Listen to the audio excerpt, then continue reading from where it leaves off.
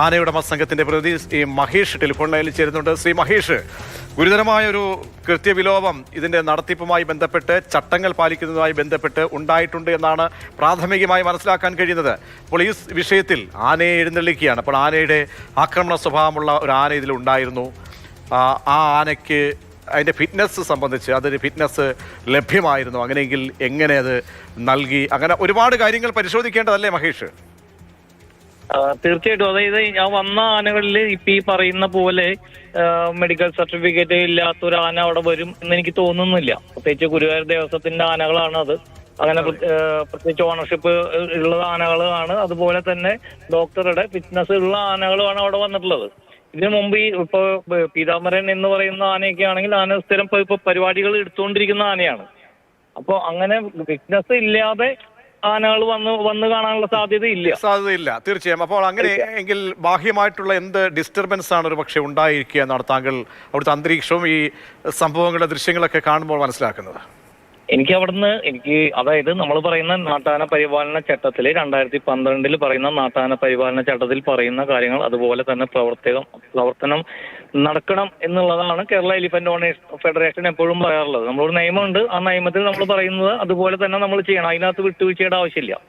പിന്നെ ചില സമയത്ത് എഴുന്നള്ളിപ്പിന്റെ സമയത്തൊക്കെയാണ് ചെറിയ വ്യത്യാസങ്ങൾ വരുന്നത്. അതൊക്കെ അതാത് സ്ഥലത്തെ കളക്ടർമാരുമായിട്ട് ആലോചിച്ചിട്ടാണ് നമ്മൾ ചെയ്യേണ്ടതായിട്ടുള്ളത്. ഇതും അതുപോലെ തന്നെ നടന്നു കാണും എന്നാണ് ഞാൻ വിചാരിക്കുന്നത്. തീർച്ചയായും. പക്ഷേ നമുക്കൊരു ഇൻസിഡന്റ് ഉണ്ടാകാൻ പാടില്ല.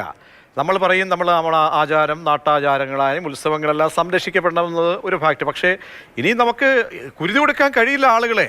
അപ്പോൾ എങ്ങനെയൊക്കെ നമ്മൾ വിചാരിക്കാമോ ചട്ടങ്ങളൊക്കെ? പിന്നെ മാത്രമല്ല ഡിസ്റ്റർബൻസ് ഒഴിവാക്കണം. കാലാവസ്ഥ വളരെ പ്രധാനപ്പെട്ടതാണ്. അപ്പോൾ ചൂട് കാലാവസ്ഥ, അപ്പോൾ നിൽക്കുന്ന ആന മനുഷ്യന്മാരാണെങ്കിലും വല്ലാത്തൊരു അസഹനീയ അവസ്ഥയിൽ നിൽക്കുന്ന ഒരു സമയമാണ്. അപ്പോൾ അവിടെയൊക്കെ ഉണ്ടാകുന്ന ഡിസ്റ്റർബൻസ്, പടക്കം പൊട്ടിക്കുക എന്ന് പറയുമ്പോൾ അതൊക്കെ ചെറിയൊരു ആഘാതമായി വന്നേക്കാം. പറയാം നമുക്ക് പിന്നെ ആ പടക്കമൊക്കെ കേട്ട് അതിൻ്റെ അനുഭവമൊക്കെ ഉള്ള ആനകളല്ലേ എന്നൊക്കെ പറയാം. പക്ഷേ സാഹചര്യങ്ങൾ പല രീതിയും ദുരന്തത്തിലേക്ക് വഴിതെളിക്കുന്ന തരത്തിലേക്ക് പോകും. അപ്പോൾ നമ്മൾ എവിടെയാണ് ഈ കാര്യത്തെ വളരെ സെൻസിറ്റീവായിട്ട് പരിശോധിക്കേണ്ടത്?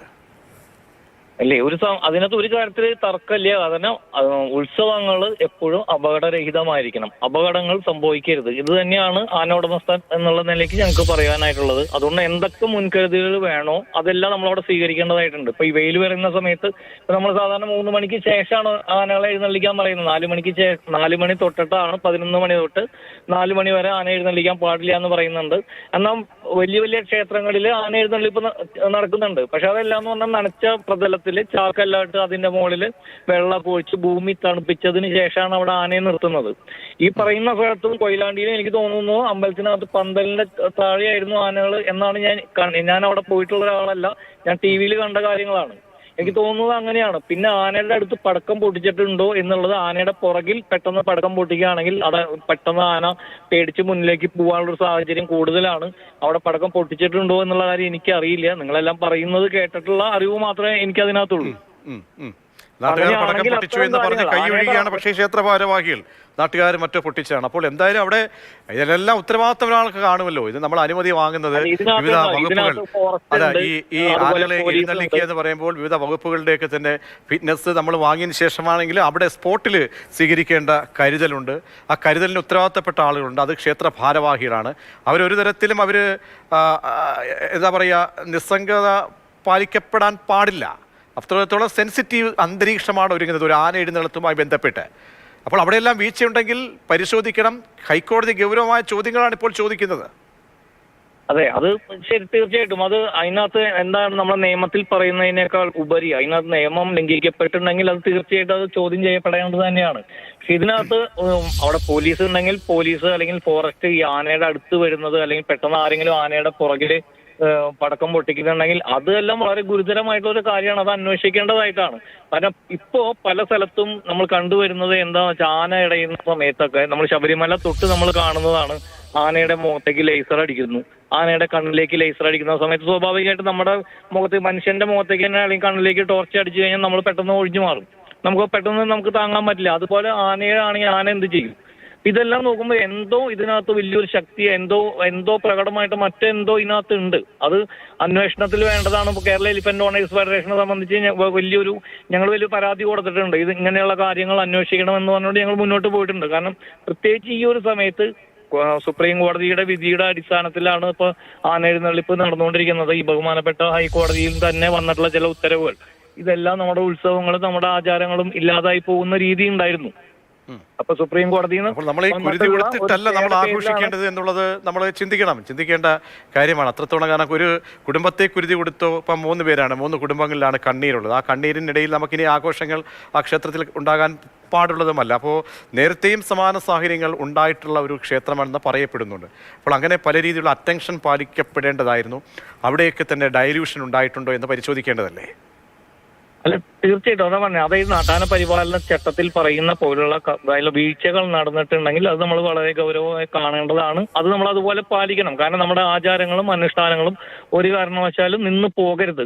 പക്ഷെ ഇതെല്ലാം നിന്ന് പോകണം എന്ന് പറയുന്ന മറ്റൊരു സമൂഹം നമ്മുടെ കൂട്ടത്തിലുണ്ട്. അപ്പൊ അവിടെ നിന്നുള്ള അപകടങ്ങൾ ഉണ്ടാകുന്നുണ്ടോ അല്ലെങ്കിൽ വീഴ്ചയുണ്ടോ എന്നുള്ള കാര്യം നമ്മൾ പരിശോധിക്കേണ്ടതായിട്ടുണ്ട്. അതാണ് ഞാൻ നേരത്തെ പറഞ്ഞത്. ഞങ്ങൾ DGPക്ക് അടക്കം പരാതി കൊടുത്തിട്ടുണ്ട്.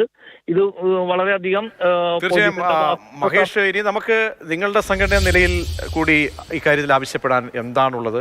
ഏത് രീതിയിലുള്ള പരിശോധനകളൊക്കെ വേണം എന്നുള്ളതാണ്. ഞാൻ നേരത്തെ പറഞ്ഞുവല്ലോ, നമുക്കെല്ലാം ഒരു എന്താ പറയുക, വേണ്ട എന്ന് വെച്ച് നമുക്ക് മുന്നോട്ട് പോകാൻ കഴിയില്ല. നമുക്കെല്ലാം വേണം. നമുക്ക് ആഘോഷങ്ങൾ വേണം, നമ്മുടെ ആചാരങ്ങൾ, പഴമ, എല്ലാ സംസ്കാരങ്ങളെല്ലാം സംരക്ഷിക്കപ്പെടണം, മുന്നോട്ട് പോകണം. അപ്പോൾ എല്ലാത്തിനും അതിൻ്റേതായ രീതിയിൽ മുന്നോട്ട് പോക്കും വേണം, നിയമം അനുശാസിക്കപ്പെടണം. അപ്പോൾ നിങ്ങളുടെ റോള് വളരെ പ്രധാനപ്പെട്ടതാണ് ആ നിലയ്ക്ക്.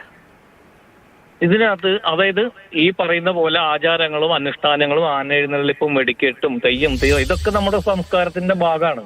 ഇതെല്ലാം വേണം. പക്ഷെ ഇതെല്ലാം എല്ലാം മിസ്യൂസ് ചെയ്യുകയാണെങ്കിൽ എല്ലാം മറ്റൊരു ദുരന്തമായിട്ട് മാറാനുള്ള സാധ്യതയുണ്ട്. അതുകൊണ്ട് ദുരന്തമൊന്നും ഉണ്ടാവാതെ നല്ല രീതിയിൽ നടക്കുന്നതിനുള്ള പൂർണ്ണ സഹകരണം. കാരണം ഞാൻ നേരത്തെ പറഞ്ഞല്ലോ, അതായത് ഇതെല്ലാം വേണ്ട അല്ലെങ്കിൽ ഇതെല്ലാം നിരോധിക്കണം എന്ന് പറയുന്ന മറ്റൊരു വിഭാഗമുണ്ട്.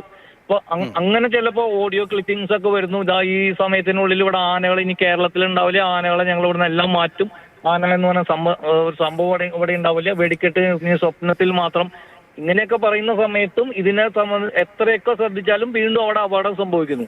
അത് ഞങ്ങൾ വളരെ സംശയാസ്പദമായിട്ടാണ് ഞങ്ങൾ കാണുന്നത്. വളരെ സംശയത്തോടുകൂടിയാണ് അവിടെ എന്ത് നടക്കുന്നു. അല്ലെങ്കിൽ നമ്മളെല്ലാവരും കാണാതെ നമ്മളെല്ലാവരും അറിയാത്ത മേഖലയിൽ കൂടെ അവിടെ എന്തെങ്കിലും നടക്കുന്നുണ്ടോ? ഞാൻ നേരത്തെ പറഞ്ഞില്ലേ, ആനയുടെ അടുത്തുകൊണ്ട് പടക്കം പൊട്ടിക്കുക, അതുപോലെ ആനയുടെ കണ്ണിലേക്ക് ദൂരെ നിന്ന് ലേസർ അടിക്കുക, ഇങ്ങനെയൊക്കെ ഉണ്ടാകുമ്പോൾ ആന പെട്ടെന്ന് പ്രകോപിതനാവും. ആന എടുത്ത് മുന്നോട്ട് പോകാൻ, ആന ഓടാനുള്ള സാധ്യത കൂടുതലാണ്. ഇങ്ങനെയുള്ള കാര്യങ്ങൾ നടക്കുന്നുണ്ടോ എന്ന് നോക്കണം. അതോടൊപ്പം തന്നെ നാട്ടാന പരിപാലന ചട്ടത്തിൽ എന്തെല്ലാം പറയുന്നുണ്ടോ അതെല്ലാം ഒരു വീഴ്ചയും കൂടാതെ നല്ല രീതിയിൽ നടപ്പിലാക്കുകയാണെങ്കിൽ നമ്മുടെ ഈ മേഖലയിൽ ഉത്സവങ്ങളും ആഘോഷങ്ങളെല്ലാം നല്ല രീതിയിൽ തന്നെ നമുക്ക് നടക്കുന്നത് കാണാനായിട്ട് സാധിക്കും.